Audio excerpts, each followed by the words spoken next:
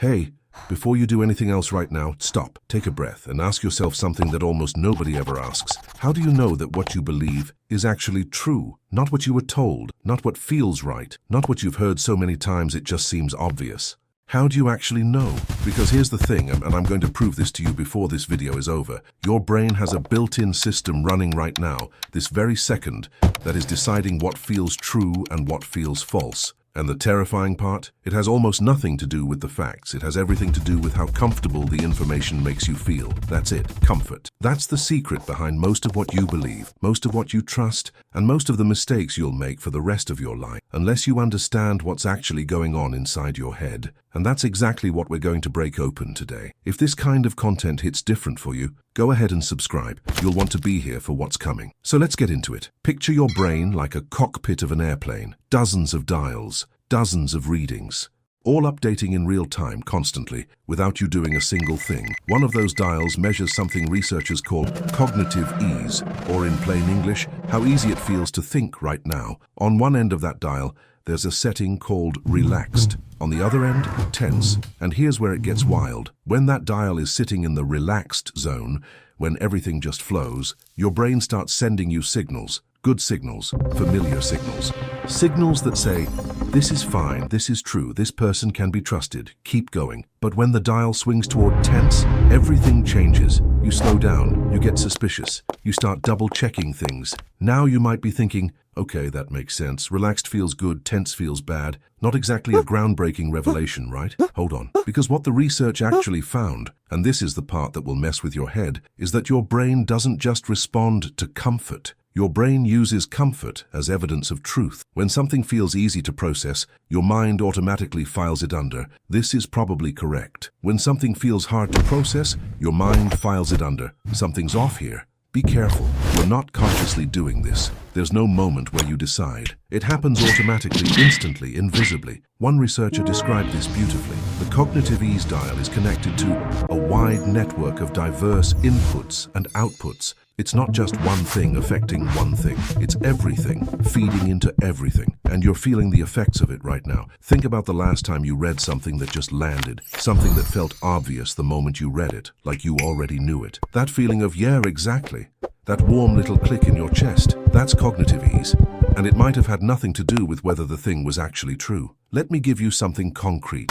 Researchers took a simple test, questions that had a right answer, and printed it in two different ways. One group got the test in a clean, easy-to-read font. The other group got the exact same questions in a tiny, faded, barely legible font. Who do you think performed better? I know what you're thinking. The easy-to-read group, obviously. Clean font, less friction, better results.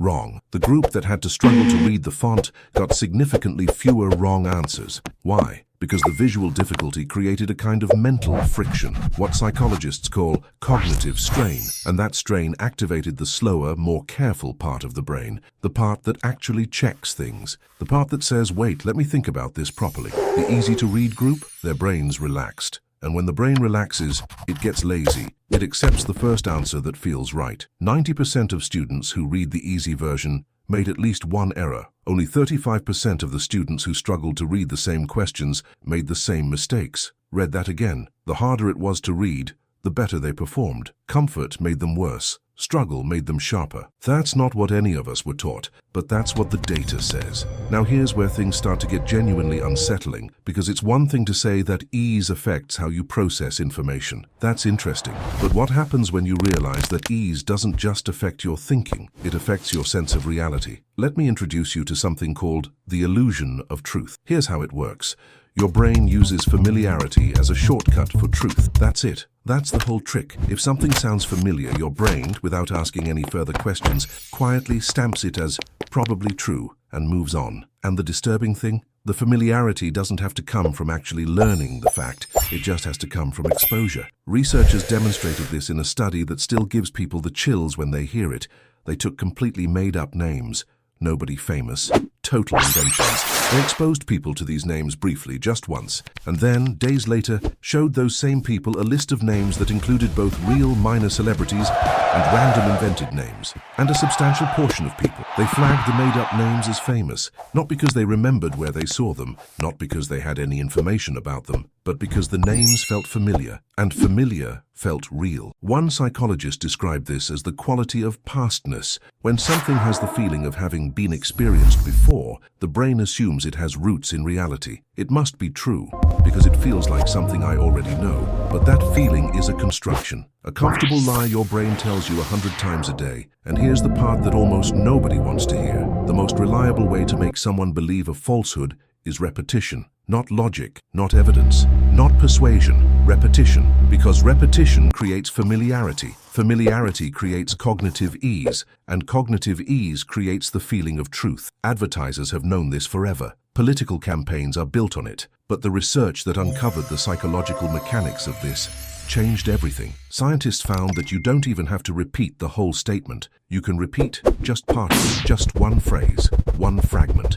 And the familiarity of that fragment will transfer to the entire idea. The whole thing will feel more true because of one familiar sounding piece. Your System 1, your fast automatic brain, doesn't do fact-checking. It does pattern matching, and patterns that repeat feel safe. Patterns that feel safe feel true. That's the illusion of truth, and you've been living inside it your whole life. Now I want to push this even further, because it goes deeper than just believing false things. Cognitive ease doesn't just shape what you believe, it shapes who you trust. Researchers looked at the performance of company stocks on the stock market, specifically stocks with pronounceable names versus stocks with hard-to-say ticker symbols. The companies with easy-to-say names consistently outperformed the ones with tongue-twisting symbols in the days after their initial launch, not because of their financials, not because of their business model, because of how easily their name rolled off the tongue. A study in Switzerland found that investors believed companies with fluent names, smooth, easy names,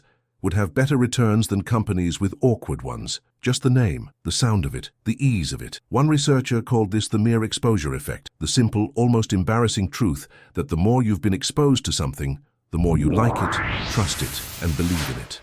Psychologist Robert Zayonk spent decades documenting this phenomenon. He ran experiments with Turkish words, Chinese characters, geometric shapes, human faces. The pattern never changed. The more you're exposed to something, the more positive your reaction becomes. He even ran the experiment with chicken eggs. Chicks that were exposed to certain sounds while still inside the shell showed less distress when exposed to those same sounds after hatching. The mere familiarity from inside an egg already created a preference. Think about that. Before you even enter the world, your brain is already learning to prefer the familiar. Before you take your first breath, cognitive ease is already running. If you're watching this and your brain is going, wait right now, that means your System 2 just woke up. That's a good thing. Drop a comment below. I want to know what's hitting hardest for you, okay? So we know your brain confuses ease with truth. We know repetition hijacks your beliefs. We know familiarity feels like reality. But now I want to ask you something uncomfortable. What about your mood? Because this is the one that really gets people. A group of German researchers ran a series of experiments using something called the remote association test. It's a creativity puzzle where you're shown 3 words and you have to find a 4th word that connects all 3. For example, cottage Swiss cake. If you got cheese, you nailed it. That's the cognitive ease clicking in. Everything flows. The answer arrives before you even have to think. Now, before running these tests, the researchers split the participants into 2 groups. One group was put in a good mood. They spent time recalling happy memories. The other group was put in a bad mood. They spent time recalling painful ones. Then, they took the test. The results were staggering. People in a good mood more than doubled their accuracy on intuitive tasks. People in a bad mood were essentially guessing at random. Their intuition just stopped working. Not because they were less intelligent, not because they stopped trying, but because their emotional state completely altered the operating mode of their brain. Here's what the researchers concluded. Good mood, intuition, creativity, credulity, and confidence all cluster together. And on the other side, sadness, vigilance, distrust, analytical thinking, and effort cluster together. Bomb humor, good mood, is a signal to your brain that the environment is safe. Lower your guard, trust your gut. Bad mood is a signal that something may be wrong. Stay alert. Think harder. The system isn't broken, it's actually elegant, in a cold, evolutionary sort of way. If things are going well, you don't need to burn energy on deep analysis. If something feels off, you better slow down. But here's the trap. That mood-based system has no way of knowing why you're in a good mood. It doesn't know if you're happy because everything is genuinely fine, or if you just drank a great cup of coffee. It doesn't know if you're sad because your life is in danger, or if you just heard a sad song. Mood affects cognition, period. And so, without realizing it, the way you feel at the moment you encounter an idea shapes how true that idea seems to you. Read that one more time. The way you feel at the moment you encounter an idea shapes how true that idea seems to you. One researcher puts it plainly. A relaxed, comfortable state is both a cause and a consequence of pleasant feeling. The two reinforce each other in a loop. Comfort generates good feeling. Good feeling generates more comfort. And inside that loop, your critical thinking takes a back seat. Here's something that will stick with you, I promise. Researchers ran an experiment where they briefly showed people photos of objects, so quickly, so briefly, that the viewers didn't consciously register them. But right before showing the full photo, they flashed the outline of the object for just a fraction of a second, just a shadow, just a hint. And the result? Tiny muscle movements in participants' faces, too small to see with the naked eye, detectable only by sensors, revealed a subtle smile right after seeing the primed images.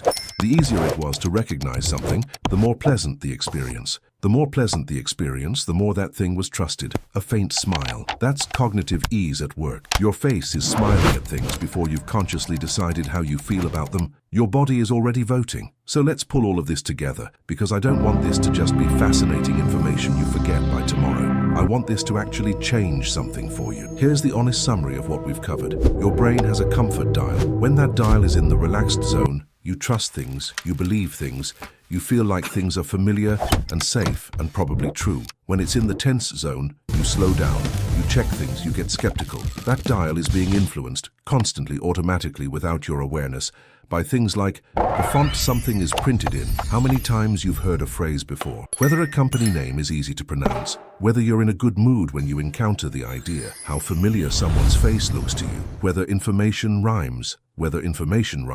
Researchers actually found that statements presented in rhyming form are judged as more insightful and more true than the exact same statements without the rhyme. A classic proverb structure, more believable. Same words, rougher rhythm, less convincing. Your brain is not judging truth. It's judging ease.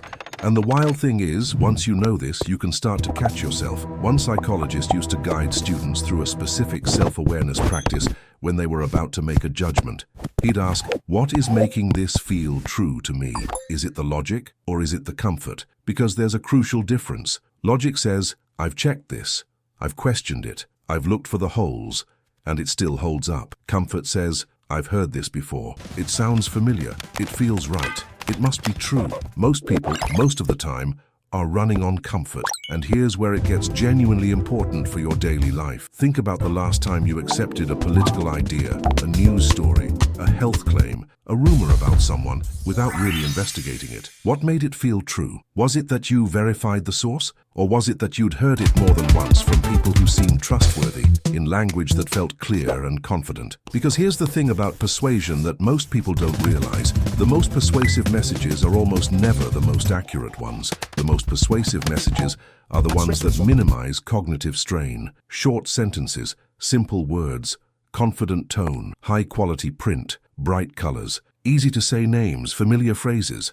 One researcher at Princeton demonstrated this with academic writing and found that professors who used complicated vocabulary were actually judged as less intelligent, not more, because complexity creates strain, and strain creates doubt, and doubt creates distrust. The clearest communicator wins, not the most accurate one. Now, I want to be fair with you here. Cognitive ease isn't just a bug, it's also a feature. Without it, you'd be paralyzed. Every single piece of information that hit you every single day would need to be fact-checked, analyzed, sourced, verified. You'd spend 4 hours deciding whether to trust your alarm clock. The fast system exists for a reason. It's what lets you drive a car while having a conversation. It's what lets you recognize your mother's voice before she finishes saying your name. It's what gives you that gut feeling that something is wrong before you can even articulate why. The problem isn't the system itself. The problem is not knowing it's running. The problem is living entirely inside the comfort zone without realizing that comfort and truth are not the same thing. A researcher who spent decades studying this